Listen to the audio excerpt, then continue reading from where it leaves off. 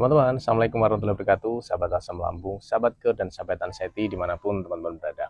Baik, sebelum tak lanjutkan, nanti jangan lupa di subscribe, jangan lupa di share, bagikan. Nanti kalau teman-teman pengen sharing, pengen ngobrol-ngobrol, tanya-tanya, silahkan komentarin aja video ini, nanti kita bahas bareng-bareng, seperti itu ya.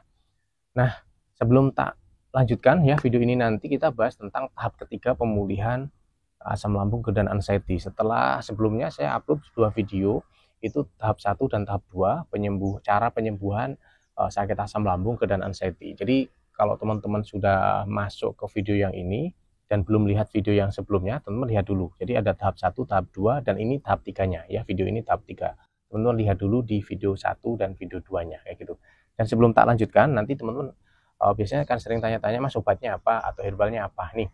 Saya ada madu asam GERD ini, nanti silahkan teman-teman check out, ada di Shopee, ada di Tokopedia, ada di TikTok Shop, ada di WA admin, semuanya link tak sertakan di deskripsi seperti itu ya. Ini madu asam GERD, diminum sehari 2 kali, 2-3 sirup makan, sudah BBM dan halal MUI.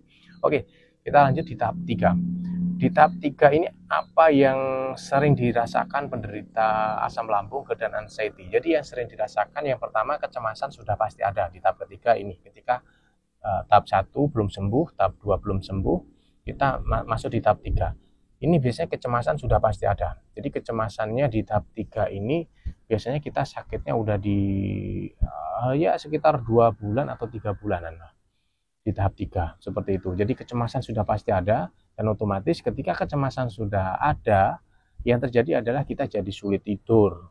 Kita jadi gangguan tidur ya, karena kita tidurnya sulit banget. Ketika kita mau tidur, yang terjadi adalah tiba-tiba kayak terjatuh rasanya, tiba-tiba kayak melayang, tiba-tiba kayak tersedak, dan sebagainya. Terus kemudian ketika kita mengalami gangguan kecemasan, kita jadi ditakutkan, rasa khawatir kayak mau mati. Terus kemudian nanti juga seperti apa ya, cemas, takut kalau punya penyakit yang berat. Terus kemudian juga takut kalau hidupnya nggak lama. Terus kemudian juga akhirnya memikirkan apa ya, kondisi-kondisi masa depan yang tidak perlu kita pikirkan sebenarnya, seperti itu. Dan akhirnya itu mengganggu kualitas kita, kualitas hidup.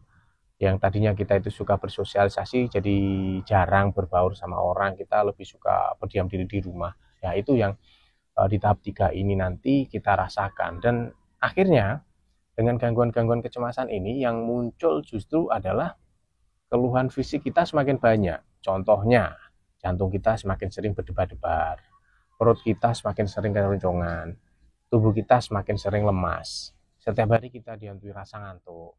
Ya, habis tidur ngantuk lagi, habis tidur ngantuk lagi gitu. Terus kemudian kita jadi sering tremor, gemeter. Kita jadi jadi orang yang gampang kagetan, sar-saran. Ada orang lewat aja udah kaget, sar-saran, dan sebagainya. Kita pun juga jadi orang yang pendiam dan sebagainya, karena sudah terlalu terpuruk dengan kondisi yang kita rasakan kayak gitu. Di tahap 3 itu biasanya yang dirasakan itu gitu teman-teman. Jadi tips dan solusinya ketika kita sudah sampai di tahap ketiga ini belum juga sembuh, karena di tahap ketiga itu lebih ke kecemasan ya teman-teman ya, ke kecemasan dan anxiety disordernya. Jadi teman-teman di sini harus lebih banyak terapi ke arah pikirannya gitu ya. Jangan sekali-kali teman-teman membuka Google, mengetik tanda-tanda kematian, tanda-tanda penyakit jantung, tanda-tanda penyakit ginjal, tanda-tanda penyakit kronis, tanda-tanda penyakit berat. Jangan sekalipun kalian melakukan hal itu kalau misalkan pengen sembuh. Jadi di tahap 3 ini kecemasan teman-teman ini sudah diambang tinggi gitu loh ya. Jadi jangan ditambah dengan kalian menambahkan informasi-informasi yang tidak penting ke dalam alam bawah sadar. Itu nanti justru akan membuat kecemasan sahabat semuanya ini semakin tinggi gitu loh.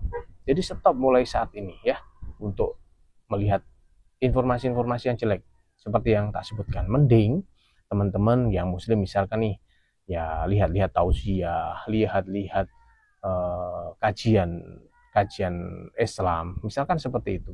Terus kemudian juga isi pikiran teman-teman ini dengan hal-hal yang baik gitu loh ya. Kalau bisa teman-teman, kalau memang dekat dengan hipnoterapi, silakan hipnoterapi. Tetapi kalau misalkan memang mahal, tak sarankan teman-teman gunakan aja audio hipnoterapi. Ya itu nanti sangat membantu juga. Tak sertakan linknya di kolom deskripsi. Kayak gitu. Teman-teman cukup dengarkan aja setiap hari. minimal ya 2 atau 3 kali lah, bangun tidur, siang hari, waktu istirahat, waktu mau tidur, kayak gitu. Teman-teman dengarkan tok tugasnya, ya tugasnya hanya mendengarkan, itu aja kalau pengen sembuh di tahap ini. Karena kalau misalkan di tahap 3 ini teman-teman nggak segera bisa pulih dari masalah kecemasannya, itu nanti akan berlanjut ke tahap selanjutnya gitu loh. Karena ya berasal dari kecemasan itu. Kalau kecemasan kita udah pangkas di sini, udah saya nggak mau cemas ibaratnya, sebenarnya gampang banget untuk sembuh dari masalah asam lambung dan anxiety gitu loh. Ya, jadi ketika kita ada keluhan fisik, ya asam lambung tentunya, tetapi nggak ada kecemasan, kita masih bisa, sangat bisa kita, dan memungkinkan untuk berjalan-jalan, untuk bersosialisasi, untuk ngelakuin apapun yang kita inginkan, masih masih sangat memungkinkan gitu. Tetapi kalau sudah anxiety, cemas, kita mau jalan aja udah sulit. Sulitnya itu karena kita merasa kita nggak mampu gitu, kita nggak kuat dan sebagainya. Maka dari itu di tahap ketiga ini teman-teman harus benar-benar perbaiki mindset, perbaiki pola pikir, isi dengan hal-hal yang positif. Saya sarankan hipnoterapi, pakai audio hipnoterapi dari saya itu yang flash di warna merah itu, ada ya di Shopee ya, kayak gitu. Nah itu membantu banget teman-teman, dan itu sangat murah sekali dibandingkan dengan manfaat yang teman-teman dapatkan, kayak gitu. Saya pernah ada klien itu sakit ini ya, gangguan tidur itu 6 tahun, alhamdulillah pakai itu 1 minggu beres teman-teman, sudah enak tidur kayak gitu loh. Jadi memang di tahap 3 ini lebih ke kecemasan, jadi teman-teman benar-benar harus sikapi masalah kecemasan ini dengan bijak, dengan baik, supaya tidak berlanjut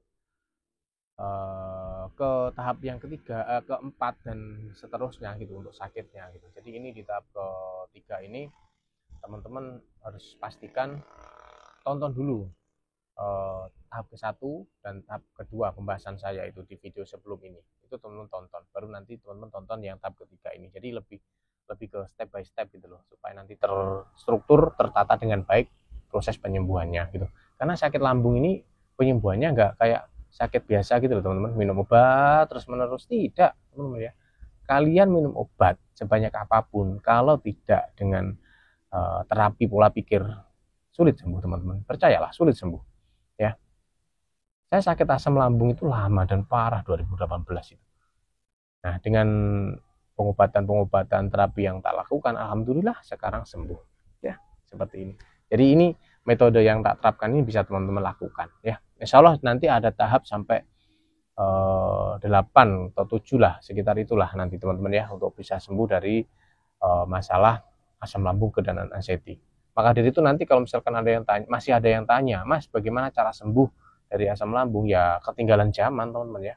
Sejak tahun 2019 saya sudah buat videonya gitu loh. Dan sekarang ini 2025 ini tak perbarui lagi tahap demi tahap proses penyembuhannya. Kalau misalkan teman masih bingung ya, ya udah nggak tahu saya harus bilang apa gitu loh.